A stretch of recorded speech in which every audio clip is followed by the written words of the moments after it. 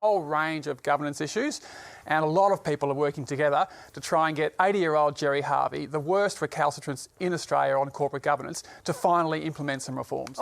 But, I mean, he's described it, when it comes back to your running for the board, he's described it as totally bizarre. I mean, that is right, isn't it? But you're saying that you're just a lightning rod for this discontent, right? Yeah, that's right. I've run for a lot of boards over the years, and I've found it's the most effective tool to get a recalcitrant to move, because Gerry hates it. I mean, the fact that Gerry has reacted the way he has, that he's launched a smear campaign through News Corporation, it shows how much he doesn't like being challenged. When you're a control freak, you're a billionaire, you think you've always had it your own way, you can't handle someone running for your board. So I think he will reform rather than face another contested board election next year.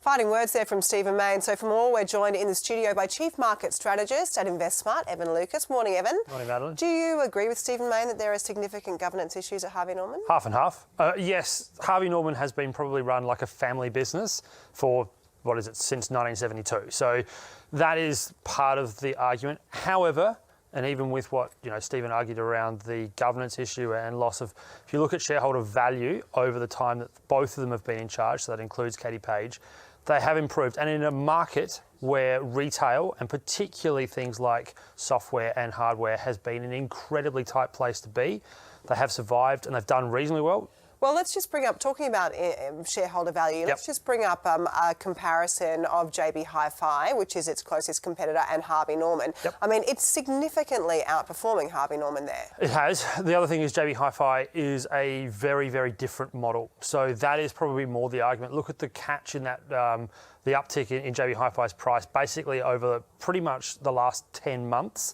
has been its model. And the model is very, very low cost, very, very high touch in terms of what it does. It's omni-channel, so its online channel has been well and truly ahead.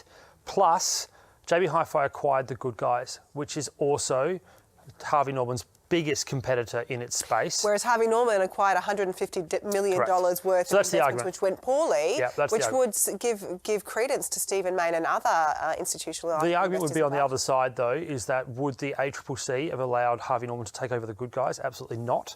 It would mean that basically Harvey Norman Group would have had a complete monopoly on certain parts of the electronics market. So they wouldn't have been able to touch The Good Guys, and that's probably part of the other side. That's the argument, that the governance of the acquisitions that have been done has been poor, but history would suggest that they have done enough as a couple, and therefore as CEO and chairperson, to actually have seen shareholder value there. You can argue the point case. Overall, though, as a shareholder, they have done much, much better. Then you then look outside of that, look at a Myer, look at a David Jones, look at places that are no longer in existence, Oroton, et cetera, et cetera. So retail is a very tough market. Discretionary spend is a very tough market. Sure is. All right. Sounds like Gerry Harvey and Katie Page getting your vote if you were voting there. Yeah. I wouldn't vote either way, but they have done enough to probably survive. Okay. Let's move